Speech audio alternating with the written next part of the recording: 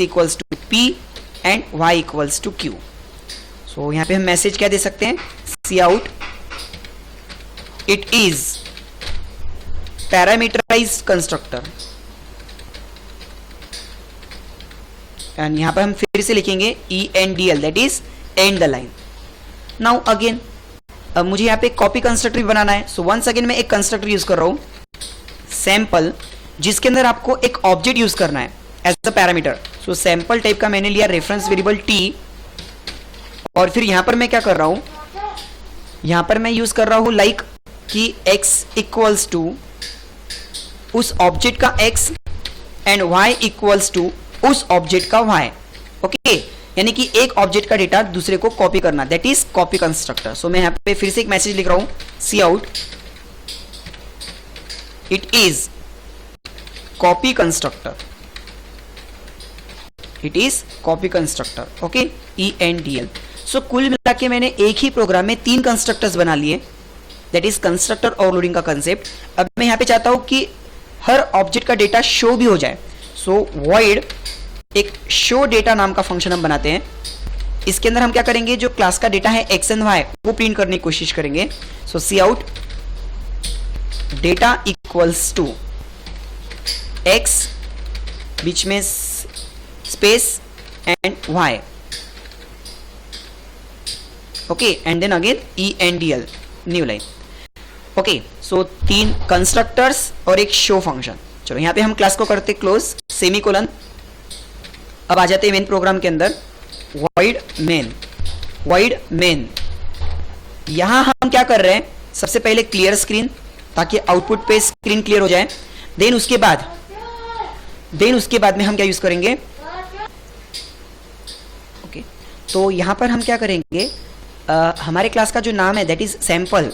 तो मैंने sample class का एक ऑब्जेक्ट बनाया S1, कॉमा, अब जैसे ही as soon as we create the object, और इस ऑब्जेक्ट के साथ में अगर मैं एक भी वैल्यू पास नहीं कर रहा हूं, इसका मतलब कौन कॉल हुआ, अगर मैं मेरे ऑब्जेक्ट के साथ में एक भी वैल्यू पास नहीं कर रहा हूं, इसका मतलब इसने सिंपल कंस्ट्रक्टर को कॉल किया। और सिंपल कंस्ट्रक्टर क्या इनिशियलाइज कर रहा है, 0 0, यानी जब भी मैं S1 डॉट शो करूंगा तो आउटपुट क्या आना चाहिए, 0 0। चलो मैं एक और ऑब्जेक्ट बना रहा हूं S2, as soon as I create the S2 object, but मैं इसके साथ में वैल्यू पास करना चाहता हूं, दैट इज इसने किसको कॉल किया, पैरामीटराइज कंस्ट्रक्टर को। इसने किसको कॉल किया, पैरामीटराइज कंस्ट्रक्टर को, यानी तब जब मैं S2 डॉट शो करूंगा तो उसका डेटा क्या आने को ना, 10 एंड 20। नाउ अगेन मैं फिर से एक ऑब्जेक्ट बना रहा हूं S3, लेकिन इस S3 के साथ मैं S2 ऑब्जेक्ट को पास कर रहा हूं, यानी कि मैं एक ऑब्जेक्ट में एग्जिस्टिंग ऑब्जेक्ट पास कर रहा हूं। तो ये किसको कॉल करेगा, कॉपी कंस्ट्रक्टर को, ताकि S2 का ही डेटा S3 में आ जाए। यानी जब मैं S3 डॉट शो करूंगा तब आउटपुट क्या आना चाहिए, सेम जो इसका था, 10 20। But as soon as I create the object, आपको भी पता है कंस्ट्रक्टर कॉल हो जाएंगे। सबसे पहले कौन से कंस्ट्रक्टर का आउटपुट आएगा, it is simple constructor, data initialize. इसके बाद इट इज पैरामीटराइज कंस्ट्रक्टर, वो भी कॉल हो जाएगा और डेटा इनिशियलाइज। उसके बाद इट इज कॉपी कंस्ट्रक्टर, वो भी एक आउटपुट आ जाएगा और डेटा इनिशियलाइज हो जाएगा। फिलहाल मैं शो नहीं करता, मैं सिर्फ इस प्रोग्राम को रन करता हूं, ठीक है। देखिए आउटपुट, जैसे ही मैंने S1 बनाया उसका कंस्ट्रक्टर कॉल हो गया, जैसे ही मैंने S2 बनाया उसका भी कंस्ट्रक्टर कॉल हो गया, जैसे ही मैंने S3 बनाया उसका भी कंस्ट्रक्टर कॉल हो गया।